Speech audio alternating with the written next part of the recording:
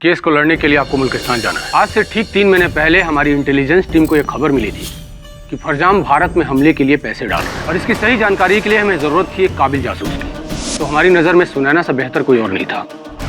तो सुनैना अपना नाम बदलकर गुलनाज के नाम से फरजान के घर में नौकरानी का काम करने लगी। मिस्टर केडी, परसों तक तो हमारा मिशन बिल्कुल सही चल रहा था, पता नहीं कैसे एकाएक फरजाम का खून हो गया। ये भारत से आया इस लड़की का जान बचाने का, वो जो उसके साथ में खड़ा है ना लड़का, वो इसका भाई है। हमारी आंखों के सामने मेरा भतीजा का चाकू से ठोक कर कत्ल कर दी। मैंने इसको कत्ल करके भागते हुए देखा था। जनाब, अब तक कोई ऐसा गवाह नहीं है जिसने साफ साफ गुलनाज को कत्ल करते हुए देखा हो या इसे वहां से भागते हुए देखा। खून के वक्त कहाँ थी तुम? मैं हर शाम को भागने जाती थी और यहाँ की सारी जानकारी इंटेलिजेंस टीम तक पहुँच जाती थी।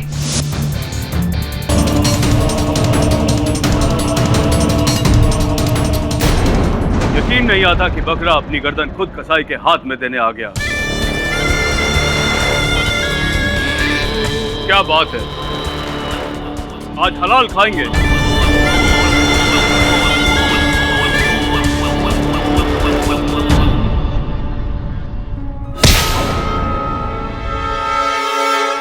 वकील, तू तो गया।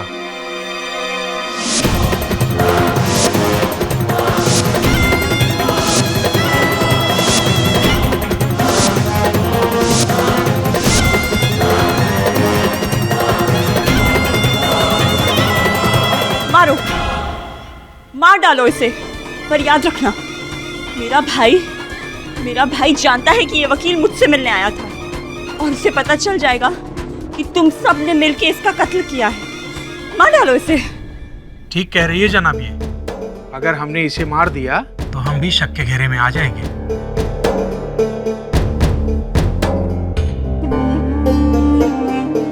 इसे नहीं तो इन दोनों को ही खत्म कर डालते हैं, इसे भी और इसके भाई को भी। सारा मामला ही खत्म हो जाएगा। चलो, ले चलो इसको।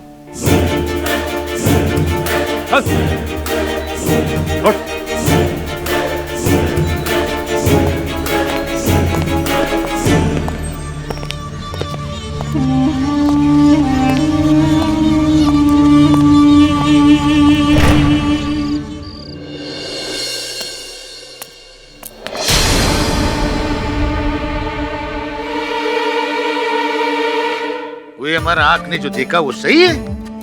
वला आलम, आजकल हमारा आँख क्या क्या देखते। ला हौल वला कुव्वता इल्ला बिल्लाह।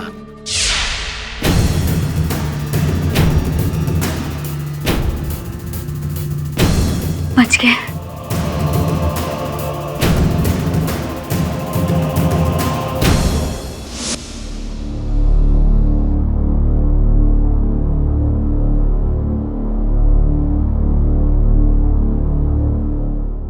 खून यहाँ हुआ था।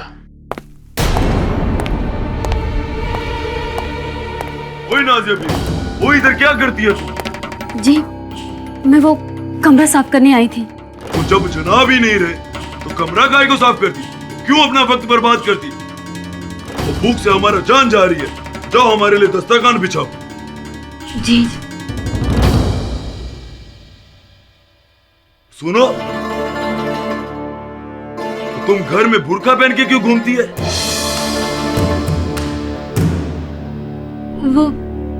वो हम तेल लाने बाहर गए थे और सीधे यहाँ आ गए, दिमाग से निकल गया। वो ये अदालत के चक्कर में सबका दिमाग खराब हो गया।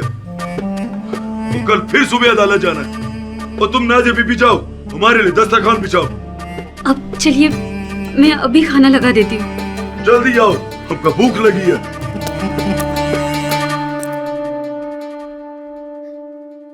अब बहुत हो गया। सहेली की खातिर हमने अपनी जान जोखिम में डाल दी। इसे गंवाने की हिम्मत नहीं है हमें। अब आप चली जाइए, नहीं तो ये लोग हम दोनों को जिंदा गाड़ देंगे। मेहरबानी कीजिए और चली जाइए यहाँ से।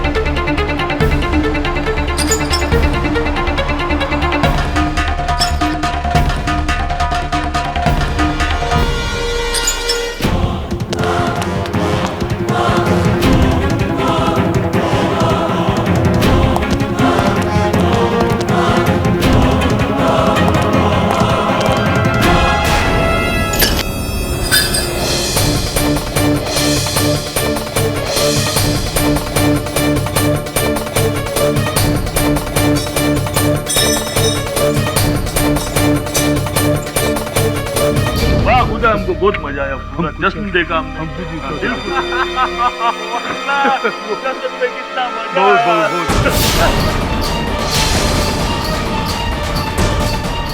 मुल्ला किधर गई? या अल्लाह के दी भाग गई। यही गई होगी, यही गई होगी। ढूंढो उसे। चलो।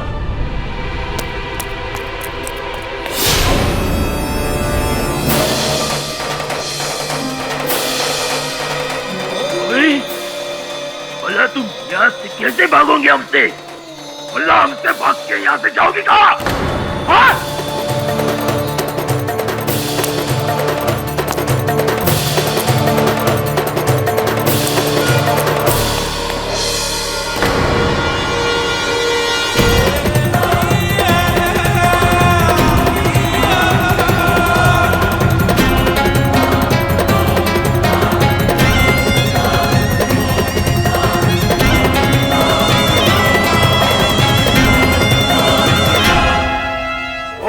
कहाँ भागेगी?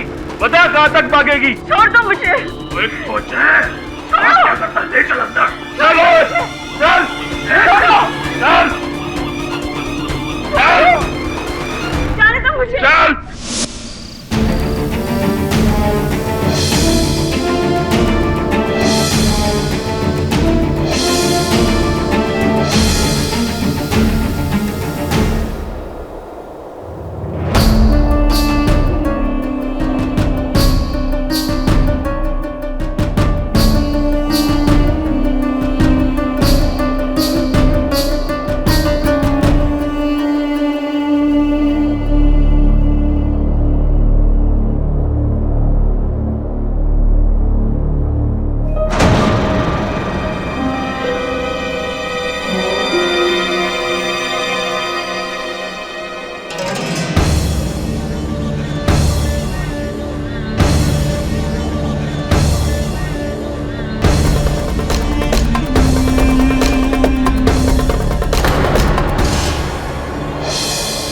अगर इन्होंने इसे फाइल देते हुए देख लिया तो ये लोग इसे भी मार देंगे। मैं ही फाइल लेके भागता हूँ। रुक जा वरना गोली मार दूंगा। अरे ओए कभी का बच्चा रुक। ओए रुक रुक।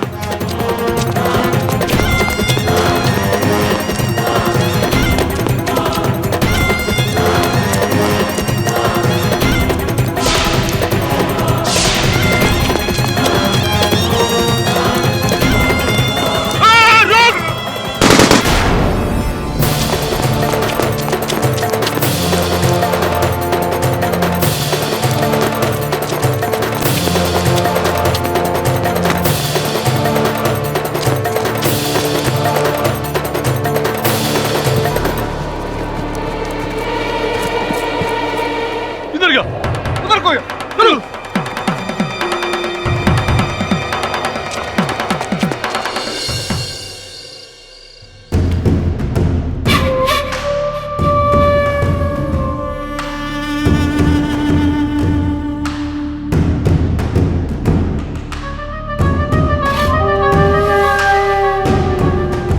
बच्चों के साथ ही खेलते रहेंगे या बड़ों के साथ भी खेलेंगे? तू चुप बैठ और अपना मुंह बंद रख, नहीं तो तेरे मुंह में कपड़ा ठोस देंगे। हाँ? क्यों? डरते हैं क्या आपके जनाब? या खुद पर यकीन नहीं है आपको? खेलिए ना, एक आध हाथ हमारे साथ भी खेलिए। अगर मैं जीत गया तो छोड़ देना, अगर हार गया तो आज नहीं तो कल मारना ही है मुझे। हा? जनाब, आप इसकी बातों में ना आए। ये बहुत ही शातिर इंसान है, ये आपको उलझा रहा है। चुप।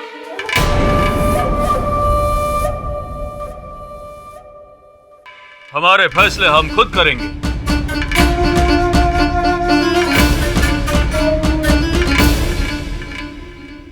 आओ।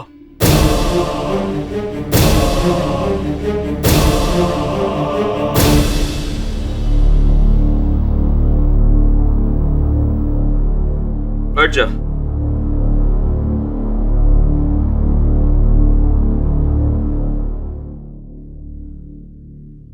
जान की बाजी से कम नहीं होगा।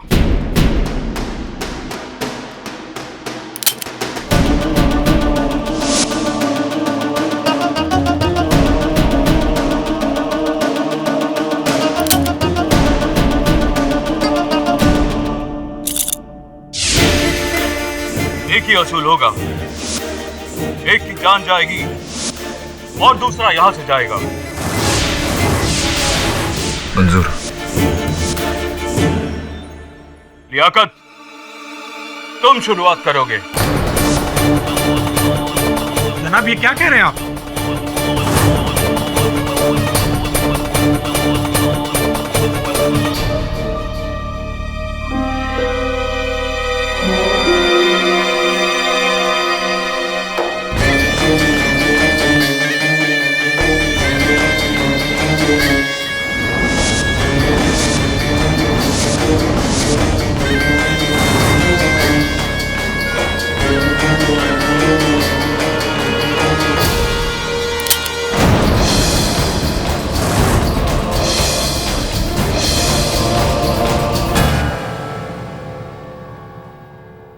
ये लो, पिस्तौल चलाने तो आती है ना?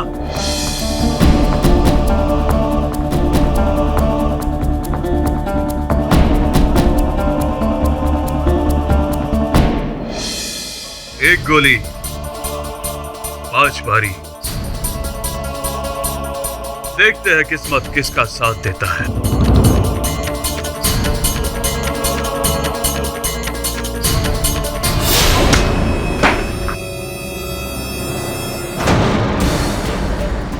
पता नहीं इस चेंबर में गोली है या नहीं।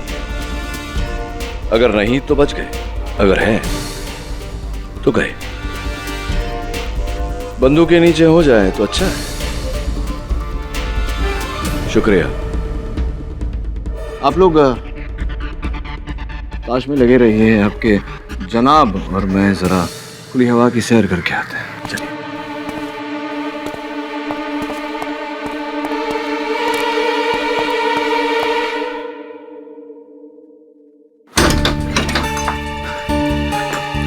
क्या हो गया तुझे? ठीक तो है? तो सर बहुत मुश्किल से अपनी जान बचा के आ रहा हूँ। 2 लोग मेरी जान के पीछे पड़ गए सर। से हम कहाँ आ गए सर? अब तो जान पे आ गई है। काम तो काम होता है और करना पड़ता ही है। पता चला है कि सुनैना और गुलनाज खून के समय बागीचे में थी। सब तब तो आसान है। अगर ये बात कल अदालत में साबित होगी तो नहीं बता सकते। वो बागीचे में बैठकर हिंदुस्तान की टीम को जानकारी दे रही थी। ये बात बाहर नहीं आनी चाहिए वरना हम... समझ गया सर, वरना हमें से कोई भी जिंदा वापस नहीं लौटेगा। अब क्या करें सर? सुनैना को बचाने के लिए एक मोबाइल फोन की जरूरत पड़ेगी। समझाता हूँ। तो पहले बता, तूने क्या जानकारी हासिल की? क्या पता चला तुझे? हाँ सर, उनके व्यापार का हिसाब पूरा खाता है सर, पर अजीब सा है सर, कुछ समझ में नहीं आया। और कुछ तस्वीरें हैं सर, ये देखिए।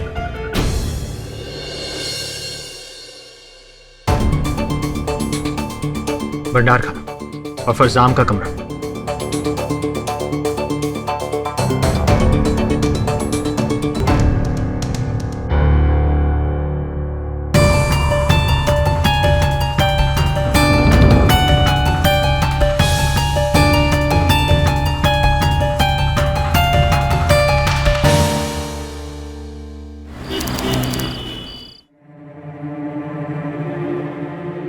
पाकिस्तान में जो दूतावास है, क्या वहाँ से कोई खबर नहीं आई? अभी तक कोई खबर नहीं आई है सर। मैं जानना चाहता हूँ कि आज अदालत में क्या हुआ। माफ़ी चाहता हूँ सर, उन्हें तो कोई जानकारी नहीं है।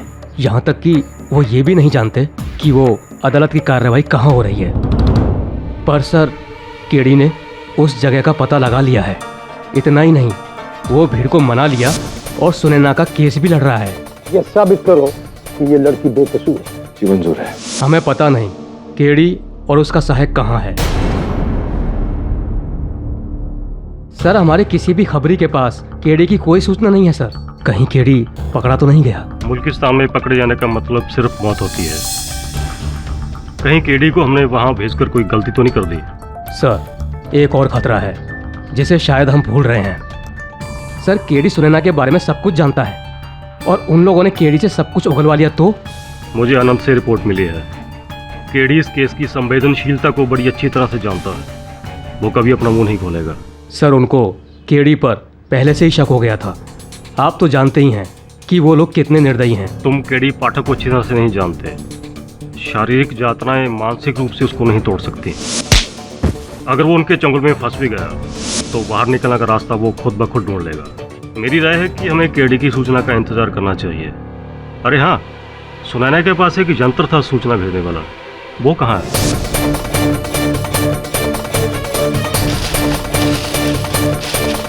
सर उसके सिग्नल हमें हकामी के घर से मिल रहे हैं। लगता है सुनैना ने उस यंत्र को वहीं कहीं छिपा दिया है।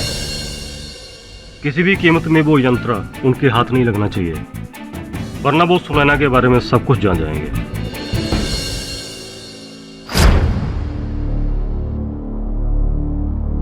सर क्या सोच? इस पहेली को सुलझाने का एक ही तरीका है।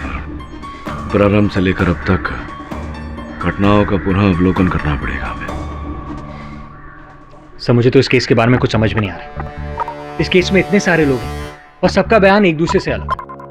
किसी ने वो अंगूठी देखी, उस्ताद का अंगूठी देखकर हम बेहतर, तो किसी को वो हींग की सुगंध आई। इसके कपड़े से हींग की खुशबू आ रही थी। तो उस वक्त घर में इतने सारे लोग थे पर कोई भी हमें सही जानकारी नहीं दे रहा। इसी का फायदा खूनी उठा रहा है। खूनी है तो हकामी परिवार के सदस्यों में से ही कोई एक। घटनाक्रम पर ध्यान देंगे तो संभवतः कहीं ना कहीं से कोई सुराग निकलेगा। सब वो फजाम हकामी परिवार का मुखिया था, जिसे एक बुर्का पहने महिला ने चाकू घोंपकर हत्या कर दी। एक भारतीय गुप्तचर हकामी परिवार में नौकरानी बनकर रह रही थी। उस पर हत्या का आरोप लगाकर उसे पकड़ा जाता है। हत्या का कारण कि फरजाम ने उसे 2 दिन पहले पीटा था और इसी बदनामी को धोने के लिए उसने फरजाम की हत्या की। घर के अन्य सदस्यों के पास साक्ष्य है जो ये संकेत देते हैं कि वही हत्यारिन है, किंतु हम जानते हैं कि वो हत्यारिन नहीं है। सर सबसे पहले चाचा जान ने खूनी को हत्या करते हुए देखा। चाचा ने खूनी को देखा था, गुलनाज को नहीं। बुरखे में किसी महिला को देखा था, किसी औरत को देखा था, और देखा था तो केवल हाथ पर एक अंगूठी। हो सकता है गुलनाज के पास वैसी ही अंगूठी हो। कल अदालत में आपने चाचा जान को गलत साबित कर दिया। साहब की दलील बहुत दमदार थी।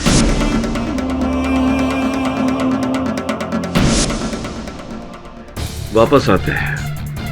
हत्यारिन हत्या करने के बाद वहां से भागी और घर में देखती है दूसरी नौकरानी नाजिया, और वहां नाजिया को बुरखे में कोई दिखाई देता है या देती है, लंगड़ाते हो। फरजाम की पिटाई से गुलनाज की टांग में चोट लगी थी, इसीलिए वो लंगड़ा रही थी। एग्जैक्टली। नाजिया ने जिसे लंगड़ाते हुए देखा उसे ही गुलनाज समझ लिया, क्योंकि गुलनाज लंगड़ा रही थी।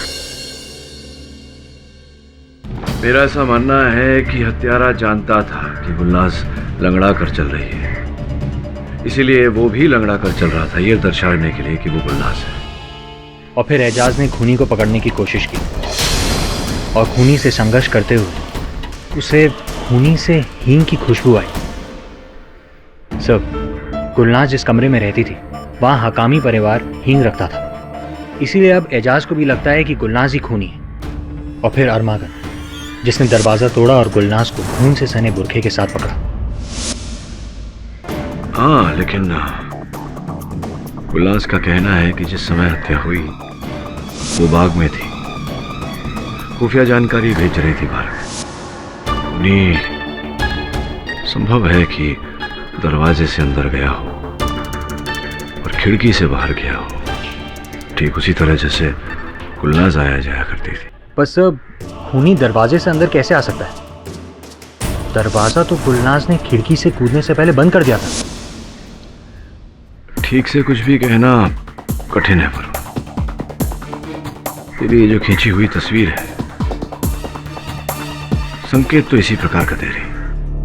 खैर, उसके बाद गुलनाज खिड़की से कमरे में वापस आई, अपना बुर्खा पहना और ठीक उसी समय पकड़ी गई। सर, खूनी का गुलनाज का भेष बदलकर फरजाम की हत्या करना हमें खूनी के बारे में 2 सुराग देता है। कैसे सुराग? एक तो ये कि वो गुलनाज के कमरे में बहुत आसानी से पहुंच सकता था, और दूसरा ये कि वो हकामी परिवार के घर से बहुत अच्छी तरह से परिचित था। इसीलिए तो कह रहा हूं वरुण कि हत्यारा बाहर से नहीं आया था। हत्यारा हकामी परिवार का ही कोई सदस्य है, जिसके पास फरजान को मारने के लिए एक ठोस कारण था। पर सर, ये कारण क्या हो सकता है? तूने जो जानकारी एकत्रित की है, संभवतः उसी में हमें कोई ठोस कारण मिल जाए। सर, आपको क्या लगता है, क्या इत्तेफाक है या फिर खूनी ने जानबूझकर वही समय चुना जब गुलनाज खुफिया जानकारी के लिए अपने कमरे से बाहर जाती थी? ये इत्तेफाक नहीं है वरुण, सोची समझी साजिश है। सर, आपको लगता है कि खूनी गुलनाज के राज के बारे में जानता था? पता नहीं वरुण, लेकिन अगर हत्यारा गुलनाज का राज जानता है तो गुलनाज के साथ साथ हम दोनों भी बहुत बड़ी मुसीबत में फंस गए। खैर, वो सब छोड़, इस समय तुझे एक अहम कार्य करना है। बताइए सर। सुन,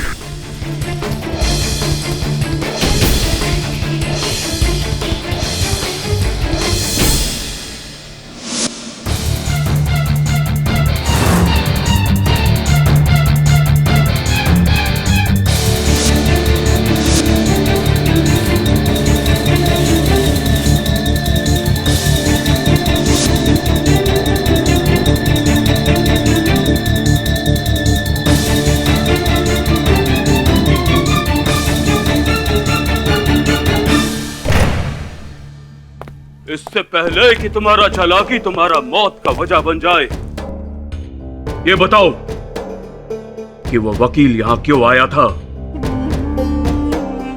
चुप क्यों हो? बताओ, चुप क्यों हो? जवाब दो। मैं जवाब देना जरूरी नहीं समझती। एक बात याद रखना लड़की, हम गुनहगार को कभी माफ नहीं करता है। और वो लड़का, वो शक्ल सूरत से तुम्हारा भाई बिल्कुल नहीं लगता। कौन हो तुम? क्या साजिश है तुम्हारी? क्यों किया तुम फरजान साहब का कत्ल? जवाब दो। तुम इस तरह नहीं समझोगी।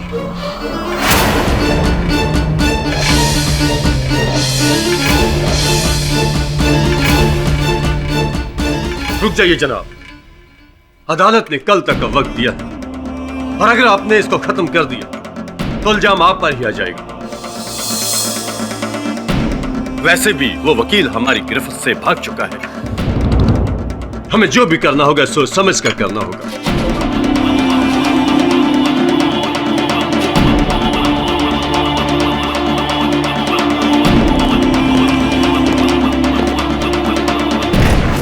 सर, बहुत बुरी खबर है।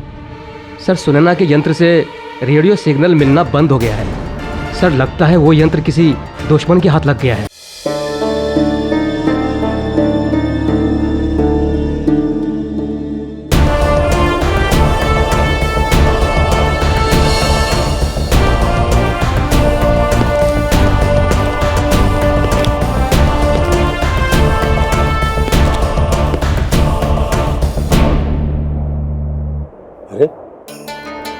बेटी, ये क्या हुआ? तो कुछ नहीं है, थोड़ी सी मेहमान नवाजी की गई।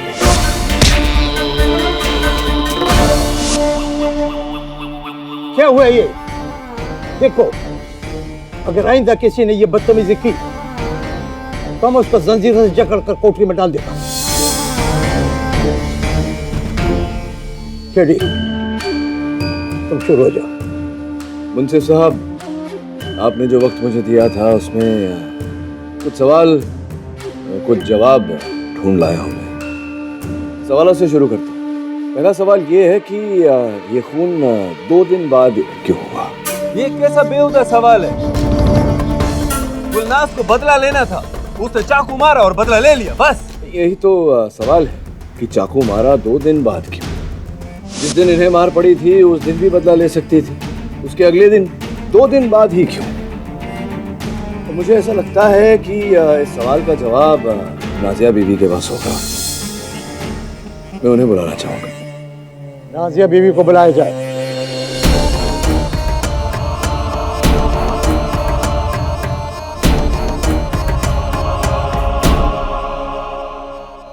राजा बीबी, बुर्का पहनकर खाना पकाना ये तकलीफ नहीं होती है आपको ऐसा करने में? जनाब, बुर्का हम बाहर जाते वक्त पहनते हैं, घर में नहीं। खून भी तो घर ही में हुआ था। उस रात घर की औरतें बुरखे में थीं या क्यों थीं? उस रात की बात और थी। बाहर से मेहमान आए हुए थे, इसलिए घर की औरतें बुरके में थीं। जनाब, बात पे गौर किया जाए। उस रात घर की औरतें बुरके में और इसी का फायदा उठाया है खूनी ने। एक आखिरी सवाल, ये जो जूते आप पहनी हैं इस समय इस वक्त, यही जूते आप घर में भी पहनती हैं? जी नहीं, ये तो हम बाहर निकलते वक्त पहनते हैं, घर में तो चप्पलें पहनते हैं। सारी औरतें घर में चप्पलें पहनती हैं? जी। मुंसिफ साहब, अब मेरा सवाल ये है कि इस समय गुलनाज ने जूते कैसे पहने हैं? ये भी घर में बाकी औरतों की तरह चप्पल पहनती होगी, ये घर में अपने कमरे में पकड़ी गई थी, तो जूते कब पहने इन्होंने? जेल में तो जूते बदल नहीं सकते, क्यों? अरे क्या बकवास हो रहा है? जहाँ तक हमको पता है ये कत्ल और खून का केस है, इधर जूते चप्पल पर बहस हो रही है। केडी, क्या हुआ? यही साबित करना चाहता हूँ मुंशी साहब की जिस शाम खून हुआ उस शाम मेरी मुवक्किल घर के अंदर नहीं थी, बाहर बाग।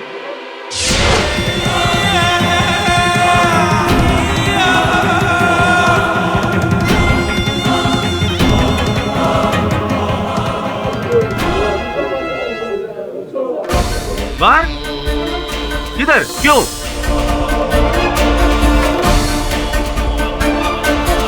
मैं घर के बाहर बाग में थी और यहाँ की सारी जानकारी इंटेलिजेंस टीम तक पहुँचाती थी।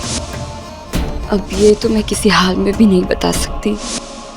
केडी, तो खामोश क्यों है? बोलो।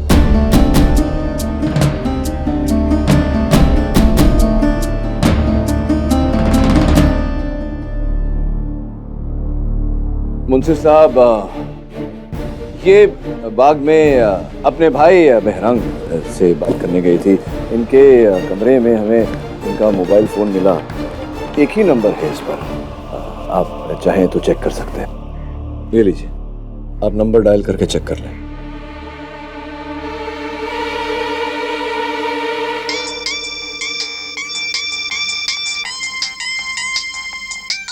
ओए, तू हमारे घर में घुसा था? तेरी तो ये तू क्या कर रहा है? चल बैठ।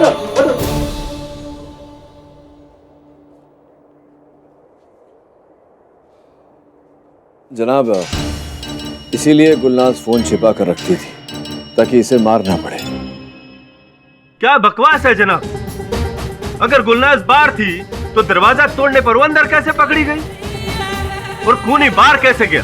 और खूनी बाहर गया समझ में आता है, गुलनाज फिर अंदर कैसे आ गई? खिड़की से जनाब। गुलनाज का बाग में जाना, फोन करने, शोर सुन के अंदर आना और खूनी का वहां से भागना, फरार होना, ये सब उस भंडार घर की खिड़की से हुआ है। अच्छा, इसलिए खिड़की खुली थी। वही तो मैं सोचूं, इतनी ठंड में इनको हवा की क्या जरूरत पड़ी? ये सबूत है मेरी बात का कि खिड़की खुली थी। जनाब, जो खून से लथपथ बुर्का था वो इस औरत ने पहना था, उसका कोई मतलब नहीं। बताता हूं, कमरे में अंधेरा था जनाब। ये शोर सुनकर अंदर आए, बाहर दरवाजा कोई खटखटा रहा था। खूनी वहीं बुर्का छोड़कर भागा था। अंधेरे में इन्हें दिखाई नहीं दिया कि बुर्के पर खून लगा हुआ है। दरवाजा खोलने के लिए इन्होंने बुर्का पहना और दरवाजा खोला और खूनी इसका इंतजार कर रहा था। जनाब, खूनी को कैसे पता चला कि गुलनाज बुर्का उतार कर बाहर कब गई? उसने कमरे में क्या कैमरा लगाया था? जी नहीं, कैमरा नहीं लगाया था जनाब। खूनी वहीं मौजूद था उस कमरे में, इस हींग के डब्बे के पीछे छिपा हुआ। और जैसे कि हमारे गवाह इजाज ने बताया था कि खूनी से ही की बू आ रही थी, वो इसीलिए। तुम्हारी बात मान भी ली कि वो कमरे में छुपा था, तो क्या वो अंदर ख्वाब देख रहा था, मिन्नतें मांग रहा था कि वे बाहर कब जाएगी है? और खूनी को कैसे पता था कि मिन्नतें नहीं मांग रहा था, ख्वाब भी नहीं आ रहे थे। शातिर था ना खूनी। उसे पता था कि हर शाम को गुलनाज बाग में जाती है फोन करने, और इसी बात का फायदा उसने उठाया। पर जनाब, अभी थोड़ी देर पहले आपने बोला कि गुलनाज ने ये बात किसी को नहीं बताई, सबसे छुपा कर रखी। इतने अच्छे से छुपाई थी कि जब अदालत में उसकी जान पर बाढ़ आई तब भी उसने नहीं बताया। तो ये बात किसी को कैसे मालूम हुई? तो जानकारी थी जनाब, किसी और को जानकारी थी।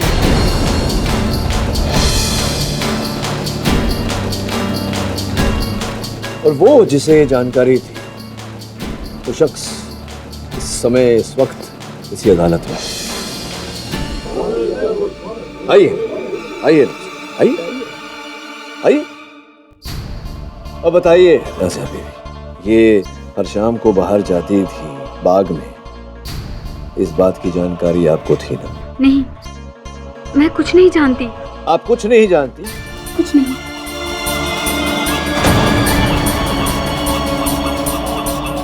बताओ, क्या जानती हो?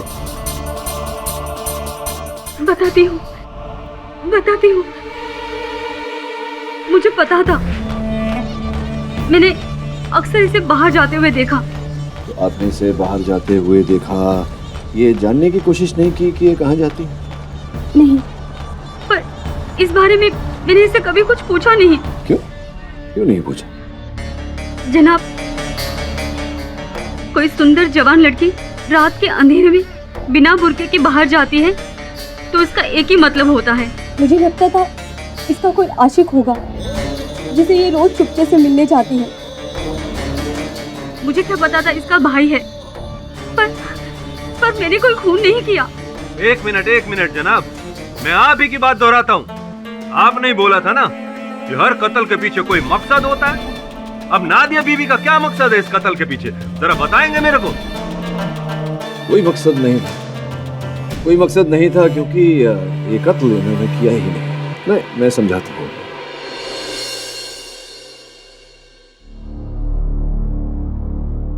मुंसिफ साहब, कत्ल की वजह और असल कत्ल की पहचान इस फाइल में है। यह हकामी परिवार के कारोबार का हिसाब है। यहाँ देखेंगे तो आपको पता चलेगा कि अच्छा खासा कारोबार चल रहा था, खूब मुनाफा हो रहा था। कुछ 2 साल पहले की बात है कि काम बढ़ने लगा, लेकिन फिर भी मुनाफा नहीं हो रहा था। ये देखिए, घाटे पे घाटा, नुकसान पे नुकसान।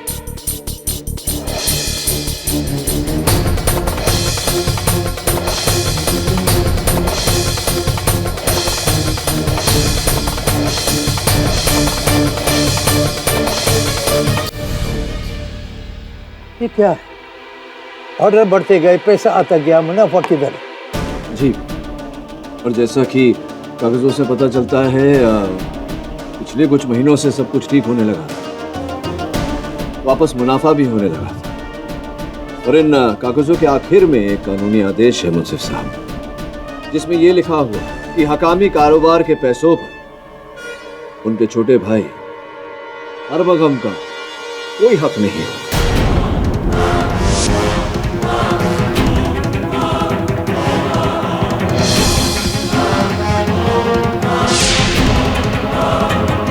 आइए आइए आइए।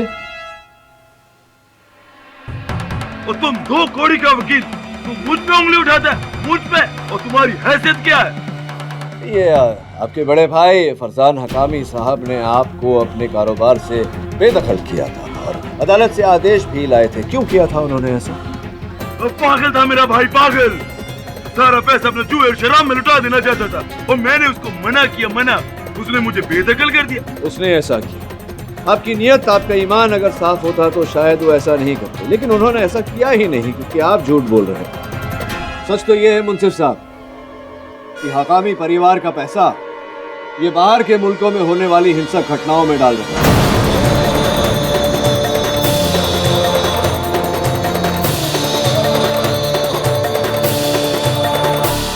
फरजाम हकामी साहब को इस बात का पता चला तो उन्होंने इसे तुरंत अपने कारोबार से बेदखल कर दिया और उसी बात का बदला इन्होंने अपने भाई से लिया। भाईजान, कोई कागजात क्या है? हमारा बात समझने में तुमको दिक्कत होता है, इसलिए अदालत की जबान में लिखवा कर भिजवाया। वो हम मजाक नहीं कर रहे, वो इसमें लिखा गया है। जो जो बात तुम हमारा नहीं मानता है वो आप अदालत के जबान से मानो। ओ भाई, तुम हमारे साथ क्या कर रहे हो? वो क्यों कर रहा है ऐसा?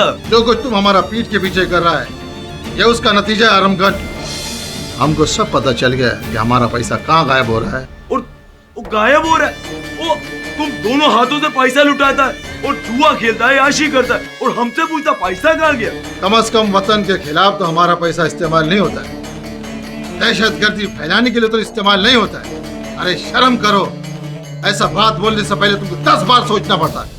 और तुम लोग समझने की कोशिश क्यों नहीं करता है? वो हम वतन के खिलाफ नहीं, वो वतन के लिए काम करता है। जो कानून की किताब में गुनाह है वो वतन के लिए सही कैसा हो सकता है? वो अभी हमें कोई समझ नहीं रहा है, पर आहिस्ता आहिस्ता सब समझेगा कि हम सही कर रहे हैं। समझेगा हम नहीं, समझेगा तुम। आज से हमारे कारोबार से तुमको एक ढीला भी नहीं मिलेगा। अगर तुमको पैसा चाहिए तो काम करो और कमाओ।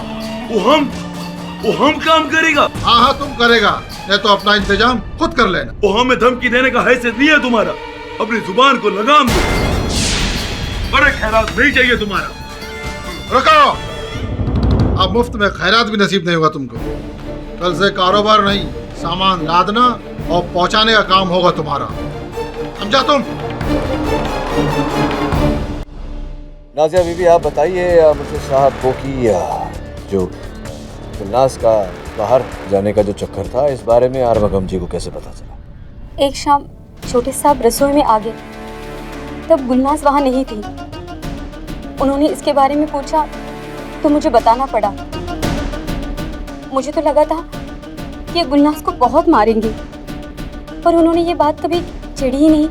हाँ, क्योंकि उस रात इन्हें अपने बदले की पहली सीढ़ी नजर आ चुकी थी। अरमगम गुलनाज के आने के पहले से भंडार खाने में छुप के उसका इंतजार करता है।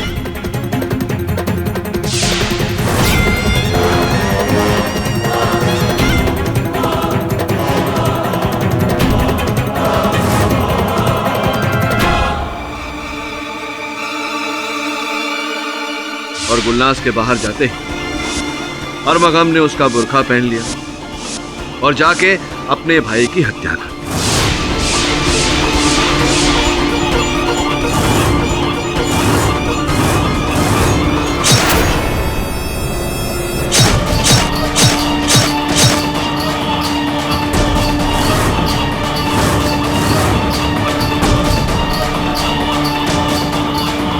बगीचे से भागने के बाद ये दरवाजे से वापस अंदर आए और ऐसा दिखाया जैसे इन्हें कुछ पता ही नहीं, और ऊपर से खुद कमरे का दरवाजा तोड़ के अंदर आए और गुलनाज को खूनी करार देकर पकड़ लिया।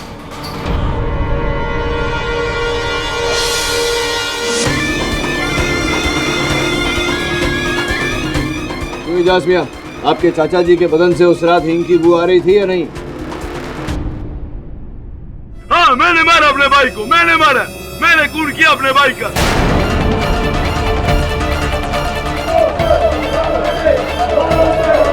चलो जाओ। मेरा भाई मेरे को नौकर बना के रखता था। मैं अपने मुल्क के लिए काम करता था और वो सारा पैसा अपना जुआ शराब में लुटा देना चाहता था। मैं अपने मुल्किस्तान को दुनिया का सबसे ताकतवर मुल्क बनाना चाहता था, इसलिए मार डाला मैंने अपने भाई को। मुंशी साहब, एक बाले जुर्म कर चुके हैं। मैं अदालत से गुजारिश करता हूं कि मेरे मुवक्किल को बाइज्जत बरी कर दिया जाए। गवाहों और सबूतों को मद्देनजर रखते हुए ये अदालत गुलनाज को बाइज्जत दिया करती है और आरामगाह को कैद में रखने को हम सुलाती है।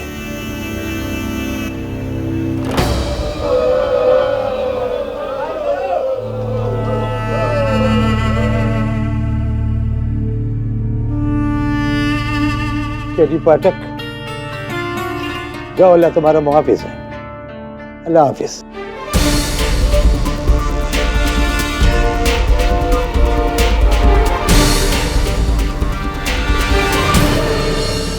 अलविदा मेरे दोस्त। खुदा हाफिज। खुदा हाफिज।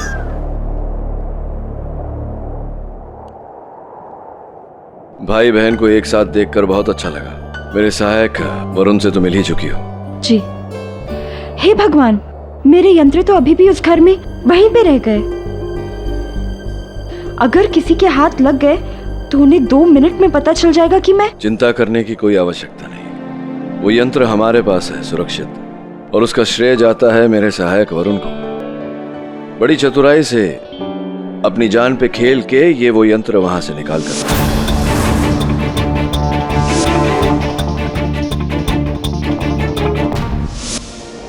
थैंक यू, शुक्रिया आपका, बहुत बहुत धन्यवाद। वैसे तो सर मैंने आपके बारे में बहुत कुछ सुना था, पर एक दिन आप मेरी जान बचाएंगे ये मैंने कभी भी नहीं सोचा था। लेकिन एक बात समझ में नहीं आई, मैं 2 महीनों से उस घर में जो जानने की कोशिश कर रही थी उसका पता आपने बस एक रात में कैसे लगा लिया? तुम्हारा संदेह हमेशा फरजाम पर रहा, इसलिए अरमगम कभी संदेह के दायरे में आया ही नहीं। अब समझे। चले, 3 घंटे में मुंबई की फ्लाइट है। नहीं सर, इस मुल्क में मेरा काम अभी खत्म नहीं हुआ। अभी भी यहाँ बहुत सारे लोग हैं अरमागन की तरह जो हमले की योजना कर रहे हैं और उसमें पैसे भी डाल रहे हैं। इसलिए जरूरी है हमारी देश की सुरक्षा के लिए कि हम ऐसे लोगों को ढूंढकर बाहर निकालें, और अब यही मेरा अभियान है। समझता हूं मैं। All the best. जय हिंद सर। जय हिंद।